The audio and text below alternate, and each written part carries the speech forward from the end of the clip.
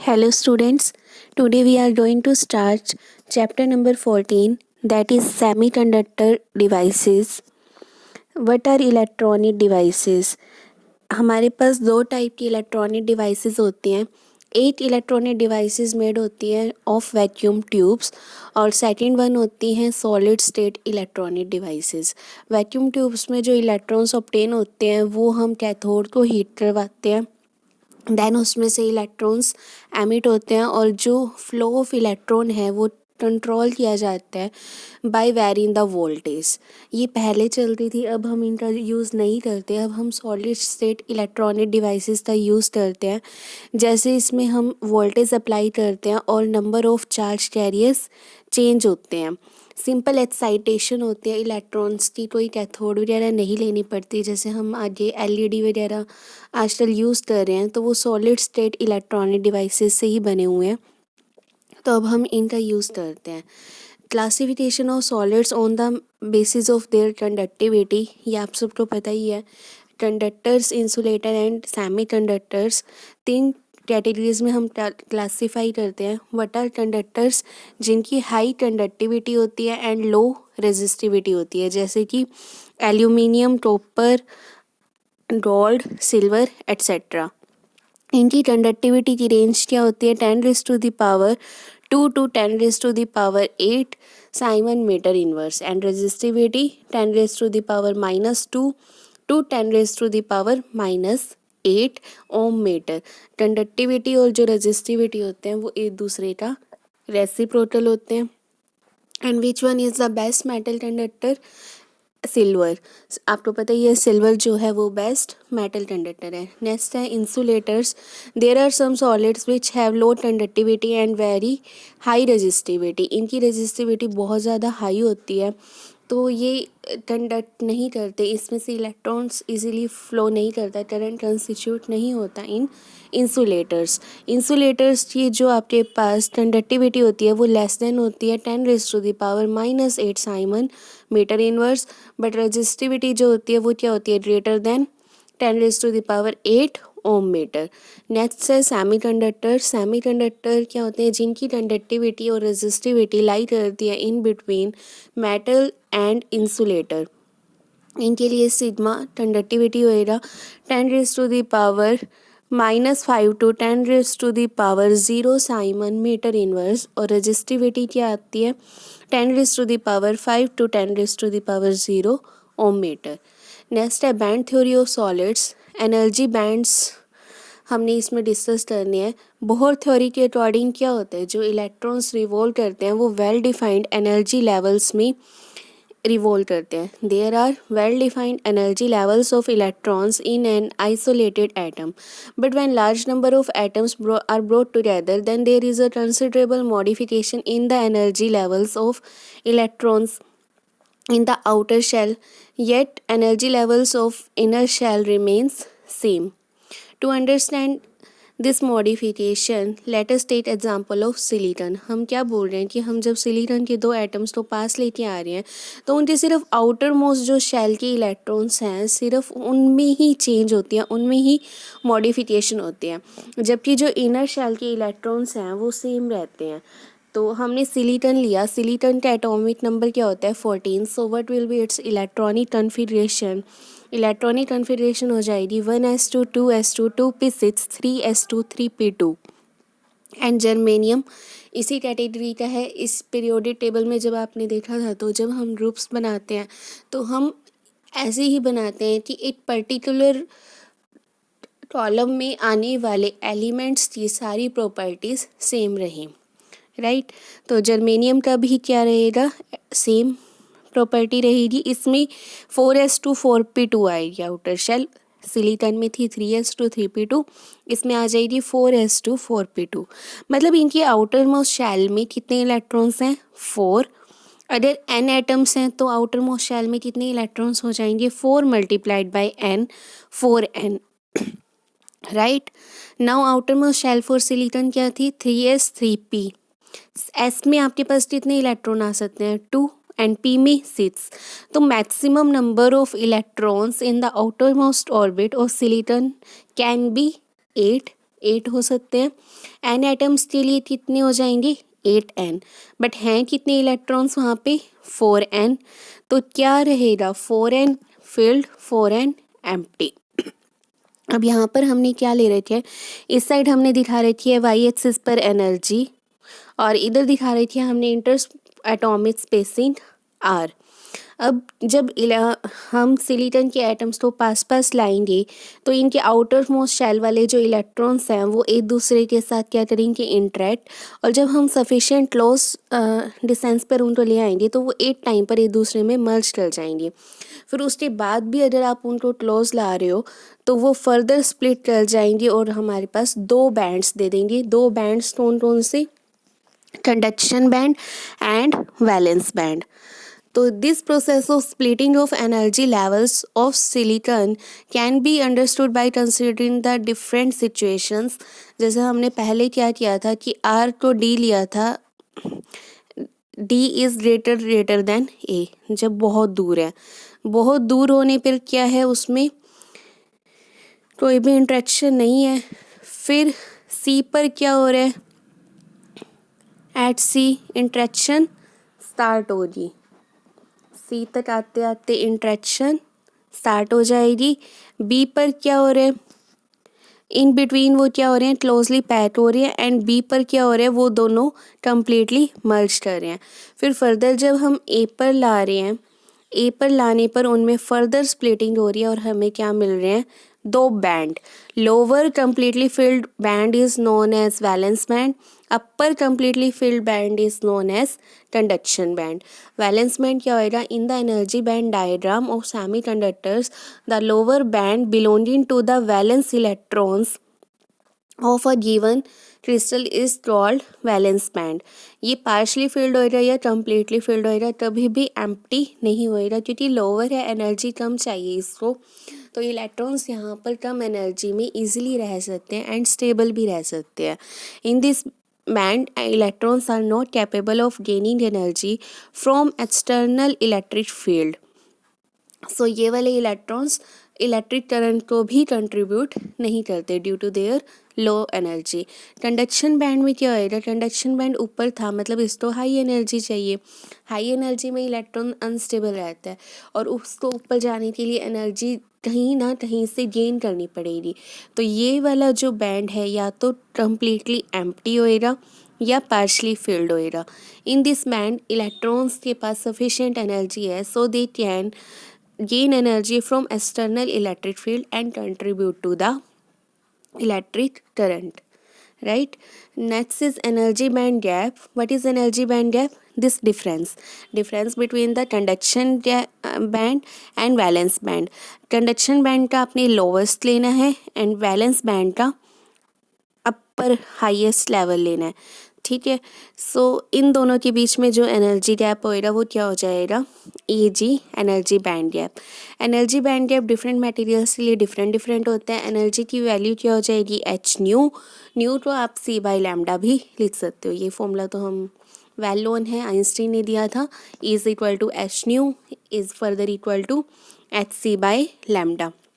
Energy gap यहाँ से यहाँ तक ही क्यों लिया, बिकॉज अगर वैलेंस बैंड से कंडक्शन बैंड में इलेक्ट्रॉन को जाना है तो वो वैलेंस बैंड में तो है ही, तो वो इस यहाँ से यहाँ तक उसको सिर्फ इतनी एनर्जी ही चाहिए, तो this will be the energy band gap.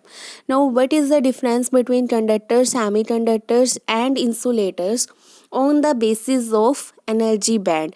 अब मेटल्स में, इंसुलेटर्स में एंड सेमीकंडक्टर में एनर्जी बैंड कैसे कैसे डिफरेंट होते हैं, तो इनकी जो पोजीशंस हैं, रिलेटिव पोजीशन है वैलेंस बैंड की और कंडक्शन बैंड की, वो डिफरेंट होती हैं in metals, insulator and in semiconductors.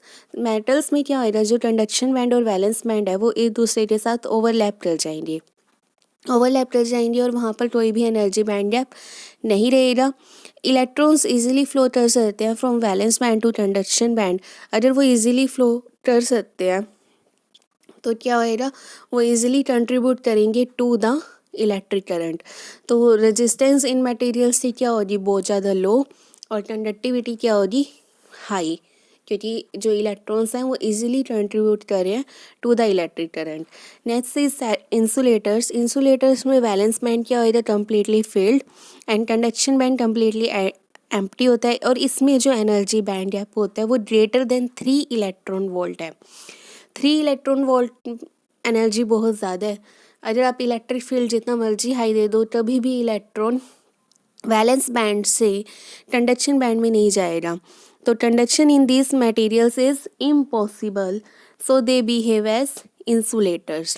Third one is semiconductor. Semiconductors में जो एनर्जी गैप होता है वो लेस देन 3 इलेक्ट्रॉन वोल्ट होता है एंड नियरली इक्वल टू 1-2 इतना ही रहता है। सिलिकॉन जैसे हम बात करते हैं तो उसके लिए 1.1 इलेक्ट्रॉन वोल्ट होता है।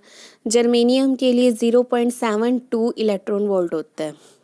फर्दर जब हम इसको टेम्परेचर देंगे, टेम्परेचर देने से इलेक्ट्रॉन्स वैलेंस बैंड से कंडक्शन बैंड में इजीली मूव कर जाते हैं। बट अगर हम 0 केल्विन की बात करें, लोवेस्ट टेम्परेचर की, तब तो इलेक्ट्रॉन्स नहीं जाएंगे। तो 0 केल्विन पे तो सेमीकंडक्टर इंसुलेटर की तरह ही बिहेव करेगा, बट रूम टेम्परेचर पर भी इलेक्ट्रॉन्स कंडक्शन बैंड में चले जाते हैं। और फर्दर आप टेम्परेचर हाई करते जाओ तो इनकी कंडक्टिविटी इंक्रीज करती जाएगी। रिलेशन आपको इजीली पता है क्या होता है, kelvin is equal two degree Celsius plus 273। अगर हम 0 केल्विन की बात कर रहे हैं तो मतलब -273 केल्विन की बात कर रहे हैं, राइट। तो इतने लो टेम्परेचर पे ही इंसुलेटर, रूम टेम्परेचर पे भी ये कंडक्टर की तरह बिहेव कर सकता है। Next is Fermi energy. Fermi energy is the maximum possible energy possessed by the free electrons of a material at 0 Kelvin. Maximum free energy कितनी हो सकती है किसी फ्री इलेक्ट्रॉन के पास at 0 Kelvin, that is free Fermi energy. Value of Fermi energy for different materials is different. Fermi level in semiconductors, it is that energy in energy band diagram of semiconductor for which the probability of occupancy, that is the presence of mean current carriers of electrons या हम holes बोले उनकी presence becomes half. जैसे अब यहाँ से क्या होता है कि जब वैलेंस बैंड से इलेक्ट्रॉन कंडक्शन बैंड में जाता है तो यहाँ पर पीछे क्या रह जाता है, होल, और यहाँ पर क्या आ जाता है, इलेक्ट्रॉन, राइट। तो यहाँ पर वो कह रहे हैं कि जब प्रोबेबिलिटी ऑफ होल और इलेक्ट्रॉन हाफ रह जाए, मतलब इलेक्ट्रॉन इन बिटवीन है, in between the energy gap है, तो this is the Fermi level in semiconductors. मतलब हमने फर्मी एनर्जी क्या बोली थी कि जो मैक्सिमम फ्री एनर्जी होती है, और फर्मी लेवल क्या है इन सेमीकंडक्टर्स, जहाँ probability of occupancy becomes half. Now अब सेमीकंडक्टर्स 2 टाइप के होते हैं। First is intrinsic. इंट्रिंसिक का मतलब होता है जिसमें कोई भी इम्प्योरिटी नहीं है। फर्दर वो नेचुरल कंपाउंड है, प्योर सेमीकंडक्टर है। जैसे silicon and germanium both are the pure semiconductors. जब तक हम इनमें डॉपिंग नहीं कर रहे तब तक ये प्योर हैं। अब ये हमने जर्मेनियम का क्या दिखा रहे थे, स्ट्रक्चर दिखा रहे थे। Both the atoms have 4 valence electrons, तो ये 4 बॉन्ड्स बनाते हैं बाय शेयरिंग। जर्मेनियम एटम के 4 कोवलेंट बॉन्ड बनेंगे by sharing the electrons with 4 germanium atoms of 4 neighboring germanium atoms. This outermost orbit of each atom is completely filled with 8 electrons. Energy gap कितना था germanium के लिए, 0.72 electron volt. At temperature 0 kelvin for germanium the valence band is completely filled. Energy gap क्या रहेगा, 0.72 electron volt, और conduction band क्या रहेगा, completely empty. ये हमने पहले भी बोला था, 0 केल्विन पर सेमीकंडक्टर एज इंसुलेटर बिहेव करता है। एट रूम टेम्परेचर क्या होएगा, थर्मल वाइब्रेशन स्टार्ट हो जाएंगी, इलेक्ट्रॉन्स को एनर्जी मिल जाएंगी, so that they can make transition from the valence band to the conduction band, and यहाँ पर वो थोड़ा सा करंट कंस्टिट्यूट करने लग जाएंगे। हायर इज़ द टेम्परेचर, जैसे जैसे आप टेम्परेचर बढ़ाते जाओगे, larger will be the number of electrons crossing over to the conduction band, leaving behind equal number of holes in the valence band, right. जब electron जाते हैं from conduction band to the sorry valence band to the conduction band, पीछे एक vacancy create हो जाती है जिसको हम बोलते हैं whole. Numbers of holes and number of free electrons in an intrinsic semiconductor are equal. क्योंकि जैसे ही इलेक्ट्रॉन यहाँ जाएगा 8 होल और 8 फ्री इलेक्ट्रॉन बन जाएगा. इंट्रिंसिक में इक्वल होते हैं, एक्सट्रिंसिक मतलब जिसमें इम्प्योरिटीज़ ऐड करते हैं उसमें डिफरेंट होते हैं, वो भी हम देखेंगे कैसे वो डिफरेंट होते हैं. But in an intrinsic semiconductor, number of electrons is equal to the number of holes, further equal to the number density of the intrinsic carriers in a pure semiconductor, right? अब intrinsic semiconductor की कुछ limitations हैं. Limitations क्या हैं? They have intrinsic charge carrier concentration, so इनकी conductivity की value क्या आती है? low होती है. As intrinsic charge carriers are always thermally generated, so flexibility is not available to control their number. Further, intrinsic semiconductor में number of electrons और holes equal होते हैं, तो predominant hole या electron concentration नहीं मिलती हमें, तो हमें कोई ज़्यादा यूज़ भी नहीं करते हम इनको, क्योंकि दोनों इक्वल हैं, लो कंडक्टिविटी है. फर्दर हमें तब भी कंडक्टिविटी लो चाहिए, कभी ज़्यादा चाहिए, फ्लेक्सिबिलिटी चाहिए हमें कंडक्टिविटी में, तो ये वो फ्लेक्सिबिलिटी भी प्रोवाइड नहीं करते. Further it is very difficult to make an intrinsic semiconductor because of difficulty in preparing extremely pure material. हम कभी भी प्योर मटेरियल इजीली नहीं बना सकते, उसमें कुछ ना कुछ इम्प्योरिटीज़ आ जाती हैं. So this is the main difficulty कि हम प्योर बना ही नहीं पाते, उसको हैंडल करना डिफ़िकल्ट हो जाता है. फर्दर उसमें जब हम बनाते हैं कहीं ना कहीं से तो इम्प्योरिटी आएगी ना, क्योंकि एटम कितना स्मॉल है. जिस हम मान लो फर्नेस में बना रहे हैं, कोई वेसल ले रहे हैं, कोई स्पैचुला ले रहे हैं, तो उनकी भी इम्प्योरिटीज़ बीच में ऐड हो जाती हैं, तो ये भी डिफ़िकल्टी है कि हम इनको बना भी नहीं पाते. अब हम फॉर्मेशन देखेंगे of holes in semiconductors from the energy band diagram. तो एनर्जी बैंड डायग्राम से फॉर्मेशन क्या है कि ये देखो वैलेंस बैंड में कितने इलेक्ट्रॉन्स थे, पहले 6 इलेक्ट्रॉन्स थे, फील्ड थे. जब ये ऊपर जाने लगे तो पीछे क्या हो गया, जैसे अब मैंने 5 इलेक्ट्रॉन्स को ऊपर भेज दिया कंडक्शन बैंड में, तो पीछे वैलेंस बैंड में क्या हो गया, 5 होल्स जनरेट हो गए, right. From the valence bond theory, अगर हम वैलेंस बॉन्ड थ्योरी से देखें तो क्या होएगा, जर्मेनियम के आउटर मोस्ट शेल में कितने कितने इलेक्ट्रॉन्स हैं, 4. अब यहाँ से इलेक्ट्रॉन जंप कर गया इन क्रिस्टल, जब थर्मल एडिटेशन दी, उसको टेम्परेचर प्रोवाइड किया, तो वो सराउंडिंग में आ गया, पीछे क्या बचा फिर, 8 hole. So this was the formation of holes. Holes कोई मतलब ये नहीं है कि तो एक सॉलिड चीज़ है. Hole is just a vacancy, seat of positive charge, मतलब जहाँ से इलेक्ट्रॉन चला गया है, इलेक्ट्रॉन चला गया है तो मतलब पहले वो न्यूट्रल था, अब उतना ही वहाँ पर क्या आ गया, पॉजिटिव चार्ज आ गया. इलेक्ट्रॉन अपना नेगेटिव चार्ज ले गया और पीछे एक पॉजिटिव चार्ज की सीट छोड़ गया, वैकेंसी छोड़ गया. This vacancy is known as hole. तो ये हमने बैंड्स में दिखा दी और ये हमने सिंपल सेमीकंडक्टर में दिखा दिया, राइट. फर्दर अब यहाँ पर देखो breakage of each covalent bond. जब यहाँ पर एक कोवलेंट बॉन्ड ब्रेक हो रहा है तो 8 होल और 8 इलेक्ट्रॉन जनरेट हो रहा है. और अगर हम बैंड से देखें तो भी यहाँ से जब इलेक्ट्रॉन ऊपर जा रहा है तो 8 होल और 8 इलेक्ट्रॉन जनरेट हो रहा है. तो मतलब यहाँ पर क्या है कि बॉन्ड का टूटना मतलब इलेक्ट्रॉन का वैलेंस बैंड से कंडक्शन बैंड में जाना है. रिपीट कर रही हूँ, बॉन्ड का टूटना, कोवलेंट बॉन्ड का टूटना इलेक्ट्रॉन का वैलेंस बैंड से कंडक्शन बैंड में जाने के इक्वल है. बॉन्ड के टूटने से भी 8 इलेक्ट्रॉन और 8 होल जनरेट हो रहे हैं, और यहाँ से भी जब इलेक्ट्रॉन कंडक्शन बैंड में जा रहे हैं तो 8 इलेक्ट्रॉन और 8 होल जनरेट हो रहे हैं.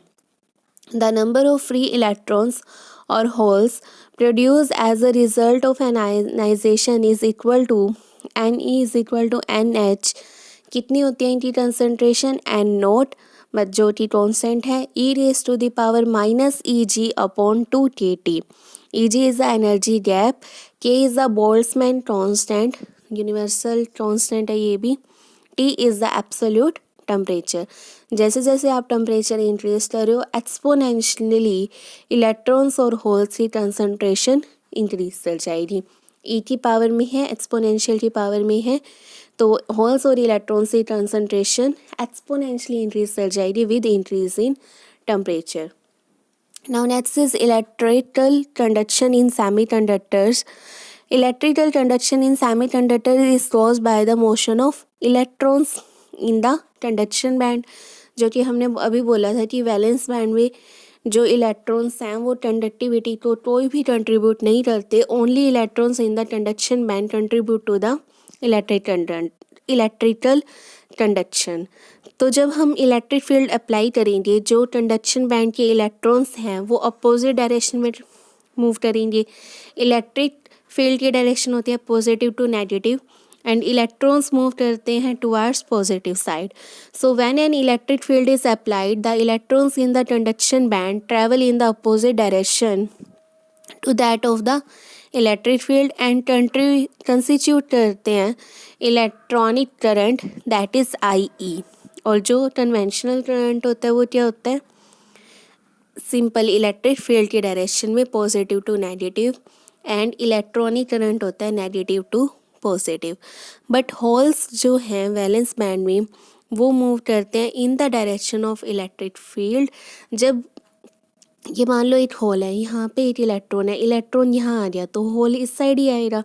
मतलब जब इलेक्ट्रॉन मूव कर रहा है फ्रॉम राइट टू लेफ्ट तो होल मूव कर रहा है फ्रॉम लेफ्ट टू राइट।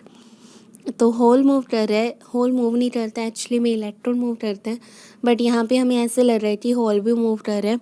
तो होल ट्रैवल कर रहे हैं in the direction of applied electric field और कंस्टिट्यूट कर रहे हैं current hole IH, that is current due to the holes. Now effective current की वैल्यू क्या आएगी, IE plus IH, that is electronic current plus current due to the holes. Now doping. What is doping? Process of addition of impurity atoms in a desirable and controlled manner to increase the conductivity is called doping. जब हम impurity atoms add करते हैं in intrinsic semiconductors to obtain desirable changes, उनको हम उस process को हम बोलते हैं डोपिंग। और जो इम्प्योरिटी आइटम्स हम ऐड करें उनको हम क्या बोलते हैं, डोपेंट्स। और जो रिजल्टिंग सब्सटेंस मिलेगा विद इंक्रीज कंडक्टिविटी उसको हम बोलेंगे एक्सट्रिंसिक सेमीकंडक्टर्स। बट हम 10⁸ पार्ट्स में 10⁸ पार्ट्स में ओनली 1 पार्ट ही ऐड करते हैं। ठीक है, इतना सफिशिएंट होता है टू एनहांस द कंडक्टिविटी, मतलब कंडक्टिविटी को बढ़ाने के लिए टू अ यूजेबल वैल्यू। अब रिक्वायरमेंट्स क्या हैं डोपिंग की। डोपेंट एटम जो होना चाहिए वो सेमीकंडक्टर में एग्जैक्टली मतलब फील्ड होना चाहिए, मतलब उसको सेम पोजीशन लेनी है सेमीकंडक्टर की एटम की। तो उसका जो साइज़ है वो उतना ही होना चाहिए जितना सेमीकंडक्टर की एटम का है। इन लैटिस जितना सेमीकंडक्टर की एटम का साइज है, डोपेंट का साइज भी उतना ही होना चाहिए। The presence of dopant atom should not divert the crystal lattice. Size जो होना चाहिए वो सेम होना चाहिए, पोजीशन भी क्या होनी चाहिए, उतनी वही होनी चाहिए जो उसकी थी। फर्दर जो concentration of dopant atom should not be more than 1% of the crystal atom, मतलब 1/100 से ज़्यादा नहीं होना चाहिए। 100 में आप अबाउट 1 ही मैक्सिमम ऐड कर सकते हो, बट 10⁸ में भी हम 1 ऐड कर दे तो हमें डिज़ायरेबल चेंजेस कर सकते हैं। तो इस रेंज के बिटवीन आप डोपिंग कर सकते हो अकॉर्डिंग टू योर नीड, मतलब आपको कितनी कंडक्टिविटी इंक्रीज करवानी है। अब मेथड्स हैं डोपिंग के, आप ऐड कर सकते हो impurity atoms in the molten state of the semiconductor. Heat करो सेमीकंडक्टर तो इन एटमॉस्फेयर कंटेनिंग डोपेंट्स एटम, जैसे यहाँ पे आपने सेमीकंडक्टर रख दिया, यहाँ पे डोपेंट एटम्स थे, वेपर्स थी, तो भी उसमें आ जाएगा। या आप डायरेक्टली इसमें पहले ही ऐड कर सकते हो, जैसे हमने फर्स्ट पॉइंट में बोला था। फर्दर है ये, जैसे आपने लैटिस रख दिया, जैसे आपके पास कोई वॉल है कच्ची, अगर आप उस पर पत्थर मारते हो तो क्या होता है कि उसमें से मिट्टी बाहर आ जाती है और पत्थर उसकी जगह ले लेता है। तो आप ऐसे बम्बार्डिंग भी कर सकते हो सेमीकंडक्टर की with dopant atoms. Now extrinsic semiconductor, extrinsic क्या होएगा, जो कि सुटेबल इम्प्योरिटी एटम के ऐड करने से बना है। इन अ प्योर सेमीकंडक्टर जब हम इम्प्योरिटी एटम ऐड कर देते हैं तो जो हमारे पास सेमीकंडक्टर मिलता है उसको हम बोलते हैं एक्सट्रिंसिक सेमीकंडक्टर। ये दो टाइप के होते हैं, n type and p type. N type का मतलब एन आप याद कर सकते हो नेगेटिव से, but this is neutral in actual, ये न्यूट्रल होता है, इस पे कोई भी चार्ज नहीं होता। एन टाइप में हम डोपिंग करते हैं पेंटावेलेंट की। पेंटावेलेंट कौन से होते हैं, फॉस्फोरस और सैनिट, एंटीमनी, बिस्मिथ। इनकी हमने एडिशन करनी है इन टेट्रावेलेंट मतलब 4 एटम्स वाले, जैसे कि सिलिकॉन एंड जर्मेनियम। तो अब क्या होएगा, जब हम डोपिंग कर देंगे सिलिकॉन का जो प्योर सेमीकंडक्टर का जो क्रिस्टल था, लैटिस था, उसमें 4 बॉन्ड बन रहे थे। अब उसमें क्या आ गया, एक आर्सेनिक आ गया विद एन एक्स्ट्रा इलेक्ट्रॉन। ये इलेक्ट्रॉन फ्री है जो कि इजीली मूव करता रहेगा और कंडक्टिविटी को बढ़ा देगा। अब यहाँ पर भी हम देखें तो क्या हो रहा है, हमारे पास जो डोनर एनर्जी स्टेट है वो बन रही है, फ्री इलेक्ट्रॉन आ गया ना, तो ये कंडक्शन बैंड से नीचे एक और स्टेट बन जाती है जिसको हम बोलते हैं डोनर एनर्जी स्टेट। यहाँ पर क्या आ जाएंगे, फ्री इलेक्ट्रॉन्स आ जाएंगे। जितने आप एटम्स ऐड करोगे उतने फ्री इलेक्ट्रॉन्स आएंगे और इस डोनर एनर्जी स्टेट में आपको उतने ही इलेक्ट्रॉन्स मिलेंगे, राइट। नाउ 4 जब हमने डोपिंग की क्या हुआ, 4 तो यूज़ हो रही है in the band formation. 5th electron क्या है, फ्री है। फ्री है तो ये क्या करेगा, इलेक्ट्रिकल कंडक्टिविटी को इंक्रीज करेगा।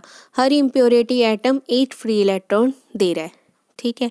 और फर्दर क्या हो रहा है कि इस फ्री इलेक्ट्रॉन के कॉरस्पॉन्डिंग कोई भी हॉल क्रिएट नहीं हो रहा।